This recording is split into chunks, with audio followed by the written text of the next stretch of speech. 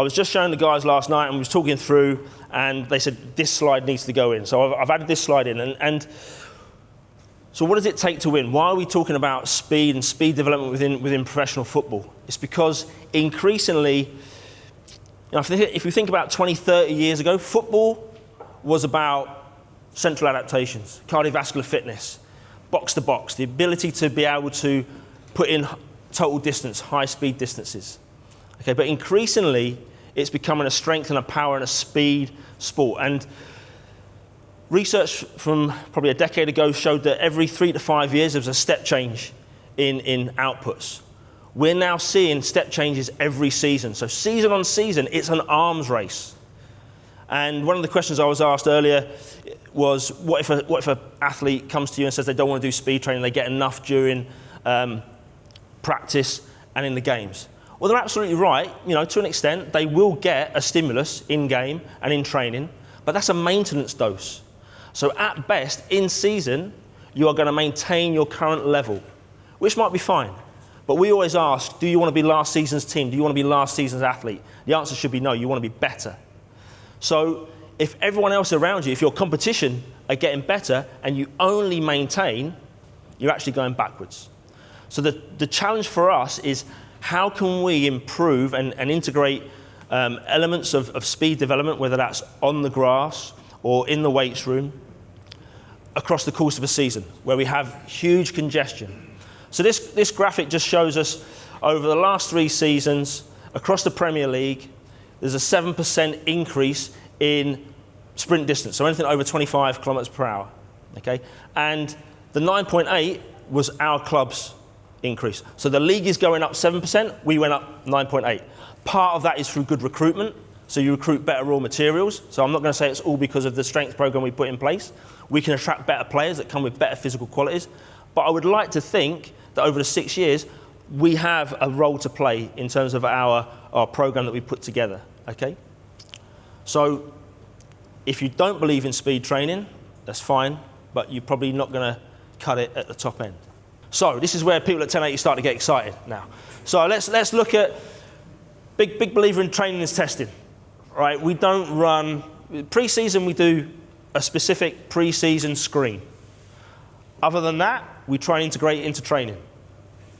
So again, your purists will say, yeah, but you've not got clean data, but we want to use this as our training data. So training is testing. When we have a strength session, we have our forced plates set up, we will jump. We will see what our PBs are like. We'll see how we're tracking across the season. When we're out on the grass, we will run the lads and we will collect their sprint data. Okay? But let's have a look at this. This is a load velocity profile taken from a player, Darren Defender. I've had to change the name. But on this one, ideally, we would have gone for 4 points. I messed up during this session. It was raining. If you've ever been to Newcastle, it's not the best weather. Okay, the rain was coming in sideways. The screen was a bit slippy. I caught it with my knuckle. All of a sudden, it changed to assisted. It took me 2 runs to realise that it had changed to assisted, and I wasn't getting the numbers. So I was like, I only managed to capture 3 runs. But you still get your line of best fit. We still get numbers that we can use, which is great. Ideally, I want 4, but I can now start to say to the player, right, if we want a certain decrement in your velocity, rather than just having this collective individualization of everyone comes through and does runs at 5 kilos, everyone does it at 10, everyone does it at 15, now I can start to say, no, you're going at 11 kilos. You're going at 16. Doesn't sound like a big difference, but it's that individualization that's important. So we're going to look at how we go through this and then how we apply it. What does this look like on a training day for us? Taken from an extensive day, so extensive day, bigger spaces, we're going to open up, going to be more high-speed running.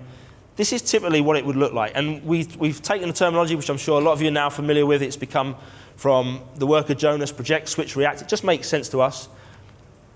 Let's get out that acceleration movement. Let's then switch those limbs really quickly, and let's react off the floor. So these are kind of common themes. We had a framework that was super complicated. We had 6 levels. We had a technical model, a physical model. We've condensed it right down now. We've gone, that's way too complicated. Our players' bodies are not that fussy.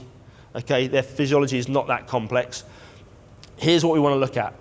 we have 3 opportunities to try and implement some strategies that I spoke about earlier that are going to work. If that's my mum, tell her I'll be home later.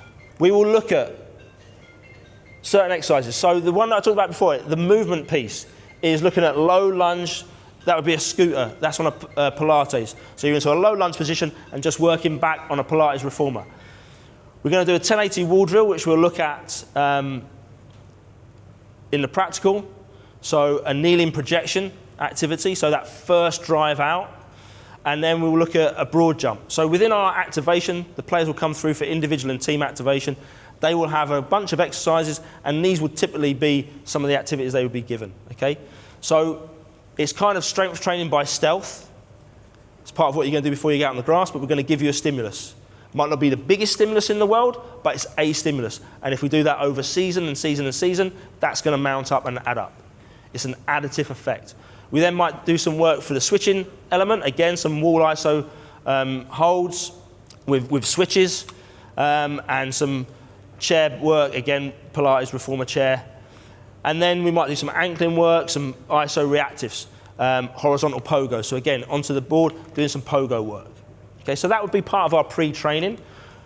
We then get out onto the grass, and once a week, if the fixtures and the training affords it, we can work with the group and we can go through some velocity runs. Okay, so we can go loaded, let's say 18 kg, 50%, 30%, and then 15%. That's ideal world, right? The reality is, well, I've got the asterisks.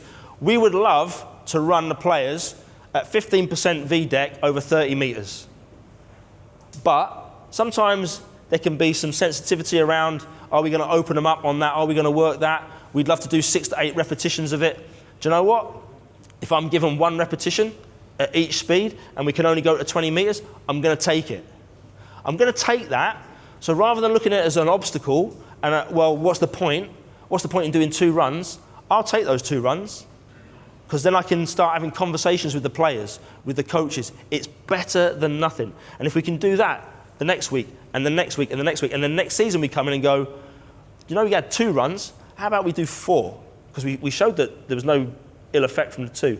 So it's always like, take what you're given and run with it. Yeah, I would love to load them up with 18 kg, do 6 to 8 runs, and 6 to 8 runs at the other levels as well. But that's going to take us time. And time is very tight in a professional team setting. And then post-training, the guys will come in off the grass and we would lift on that day as well. So again, big compound lifts, typical stuff that you would see, trap bar deads, squats, split squats, rear foot elevated, all the usual good stuff, okay? That's what we get after. It's not that complicated, right? But applying it is quite complicated when you've got 25 players coming through. How do you get this stuff done? We're going to load up the 1080, and we're just going to get you to run through various distances with different loads. And then from that, we'll get a velocity profile, okay? So you are going to come out, okay? Bearing in mind that, sorry, what's your name? Jason. Bearing in mind, Jason's going to go next, right? So, I mean, it's not competitive, but it is competitive, okay? All right, and there will be bragging rights, okay? I'm just saying. So you're going to come out, give me your best effort to this marker, okay? Keep working through it, though. So this is the finish line, but I want you to be aiming more for here. And then just ease down. Don't hit the wall, okay? Whenever you're ready. Keep coming to me. Keep pushing. Go on, drive. Push, push, push, push, push. Keep pushing, keep pushing, keep pushing, keep going, keep going, keep going. And relax, relax. There you go. Walk yourself back. Good job. Good job. Okay. You'll be glad to know it's going to get lighter from here in. Okay, so we've got our first point. So you ready? Good answer. Wrong answer. Away we go. Push, push, push, push, push, push, push, push. Keep going, keep going, keep going, keep going, keep going, keep going. And done. Relax there. And walk back. Super. Good job, good job, good job. It's going to get easier from here in, trust me. Okay. Swap over. This is going to be lighter now. Okay. What are we going to take them down to, Cully? 12 kilos. Easy work. Normally you give longer recovery in between. Okay. We'll be looking at maybe 3-4 minutes. So we're going to have to go a little bit further this time. Where are we going to? Yeah. This is why I have Paul Bryce, biomechanist extraordinary. He knows exactly what the distances are. Okay, you ready? We good to go, Cully? Okay, let's go. Push, push, push. Come on, drive all the way. Come on, let's go, go, go, go, go. Come all the way in. Oh, push, push, push, push, push, push, push. And relax. Good lad, good lad. And walk back. Good. Back you go. So again, it's about understanding your athlete and where you think they're going to hit max velocities. Okay. So you'd like to think that a professional football player in the Premier League is going to need greater distance. No offence to you boys. Okay, you're not quite there yet. So that's why they're hitting their max velocities at these loads at slightly shorter distances. So there will be a bit of trial and error with it. Okay, when you're ready. And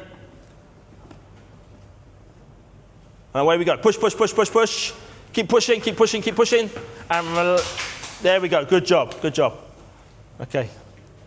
So one of the things that we're interested in is we're looking at 1080, GPS, camera-based systems. We're fortunate we've got that at our training ground so we can look at and do a comparison between the three. Which one really gives us, I think I know which one, a true recording of velocity. And then we can base our training and data on that. Okay, you've had good rest there. So we're down to 7 kilos. You should be flying now. And we're going to... 20 meters here? Okay. Ready? In your own time. Push, push, push. Come on, drive, drive, drive, drive, drive, drive, drive, drive. Keep going, keep going, keep going. Come on, all the way, all the way, all the way. Yes, good job. And relax. There we go. Good lad. We good to go, Callie? Let's go. Come on, drive, drive, drive, drive, drive all the way. Push, push, push, push, push. Keep going, keep going, keep going, keep going. And relax. Good job. Well done. Okay, so we're not going to, because we're quite a tight space, ideally we'd like a 30-meter run. This is about 25, 30 meters. They're going to smash into the end. We would go at a 2 kilo load. So you have to have a little bit of load on the line, but it's not restrictive. So we would get a full point. But what this will illustrate quite nicely is that even off of 3 points, we can start to get very quickly the load velocity graph that we're looking for. So we can see for our guys now, we run them through that session, we get that load velocity profile, and now I can start to decide if I want a 50% decrement, if I want to really work on that first 5-10 meters, I'm going to load up at 21 kg for that individual player.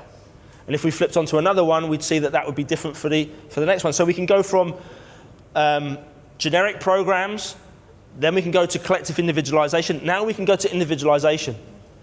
So we're not going to, for the purpose of time, I could run sessions where we go, okay, we're going to work over 15 meters at 30% VDEC, programming it in. You put the belt on, and it's the right load for you. So it's 9 kilos. You put the belt on, and it's the right load for you. It's whatever comes up next, 10 kilos, okay? What we can also do is we can move across. So I talked about broad jumps. If you pop the belt on, so I'm really testing your powers now. We'll go to broad jump. So we can take that concept of the on the grass speed work, but what if there's sensitivity and nervousness around doing pitch-based work? We can go to the gym and I can work on horizontal force production, which will be useful for acceleration. Typically what we would do is we just pick arbitrary numbers, 5 kilos, 10, but now I can go, no, actually we're going to put 12 kilos on. So if you just stand with your feet up onto the line, and all I want you to do, when we're ready, you're just going to do a broad jump, okay? So a broad jump from here, arms come back, jump as far forward as you can, stick your landing, okay? You've got some load on there, so don't get pulled back, all right? Don't look so nervous, but be nervous. It's okay. Okay, when you're ready. Big push, okay? And just walk back. Just take a walk back. Come on now, and really drive out, okay? Ready? Come on, really get after it. Get after it, push, push. Oh no, that wasn't as good as the first one. Come on, you thought about it too much there. Let's load and go, let's load and go, come on. Good, and relax. So, you can relax there. So we can take that velocity profiling and bring it into a gym-based activity, and rather than just having sort of arbitrary numbers, we can be really confident that when if I'm only allowed to do 4 jumps, those are going to be 4 jumps at the right load for you. 4 jumps at the right load for you. Okay? And again, we won't do it for the purpose of time. some of our projection drills. So if we just gather around, we won't load up, but if we're doing, you'll have all seen these because these exercises are all doing the rounds. But if we're in here, and this is going to be our projection position here, if you imagine I've got the 1080 going out to the back, we could load that up again with the right load, say 50, 60% VDEC, and then we could be working on that drive in and hitting the position. And we could see where players are failing or succeeding. So I guess the application is the velocity profiling is great. We can do the pitch stuff, but actually with a bit of creativity, we can bring it back into the gym. And we can do some horizontal force production either in the post-pitch session, in the strength session, so we can match that up with some of our lifts, or we can do it as part of our pre. So our pre-act, players will be into these positions, they'll be happy doing ISOs, they'll be happy coming back into these loaded positions. I can have it loaded there and putting it through. It's kind of strength training by stealth. We're just warming up, we're just getting ready. Well, you are, but we're doing strength work. You will get players that will swear they don't do strength work, don't believe in it. Okay? Guess what? You did resisted runs. That was a strength stimulus. Okay? You did a projection drill with a tether. That's a strength stimulus. It's just understanding that strength doesn't necessarily mean getting under a bar and doing sort of squats and cleans. Okay, ready? Come on, when you're on time, let's go. Big push, push, push, push, push, push, push, push. Come on, all right, push, push, drive, drive, drive, drive, drive, drive, drive, and relax. Good job. Oh, look at that. See? See, look, I'm happy. I'm smiling because you got your green. Good. Now, he either did a really good run there or he was playing me in the profiling. So I think, you're hustling me, maybe. So in terms of driving intent, the gamification of training is massive. Like, they just have to walk back and see green or red, or they know. And if some of the best, Paul came and did a session with us when we were looking at our jump metrics, and we didn't plan for it to happen like this, but all of a sudden, it became quite combative with the players, and everyone was hooping, and we felt quite American. I know we've got Todd in the room. It felt kind of collegiate. Everyone's beating their chest, very un-British, and we hit PB after PB after PB, and it was mid-season. Just because other players were like, I can't believe that's what you've done. I can beat that, and they're like, oh, I bet I can beat that. So, yeah, we don't do it very often because we're not American. When you're ready, push, push, push, push, push, push, push. Come on, drive, drive, drive, drive, drive, drive, drive, drive, drive, drive, drive, drive, drive, all the way in, push. So you can see the first athlete had 10 on. This athlete's got 14 on. So if we only trained them at 10, one's getting the right stimulus, one's getting underloaded. And equally, if we just went, let's go 14, one's getting overloaded and one's getting the right stimulus. So, this individualization is really important. Come on, push, drive, drive, drive, drive, drive, drive, drive. Come on, keep going, keep going, keep going, all the way in, push, push, push, push, push, push, push, push, push, push, push, push. Yes, done, done. Okay. So here's something, right? And it's always easy to be the expert after the fact, right? And this poor guy's probably got a bit more fatigue in his body than his colleague. Okay. However, just watching. So this is where it's technology-enabled coaching. Don't just look at the iPad, because I could probably tell the way he was executing that he was not going to go green. Okay. The poor guy's goosed already. He's tapped out.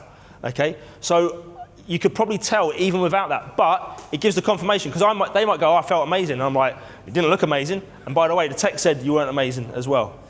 Okay. And that can be the flip where they say, I'm really fatigued. And I'm like, really? But you just hit a PB. It looked good, sounded good, and you hit a PB.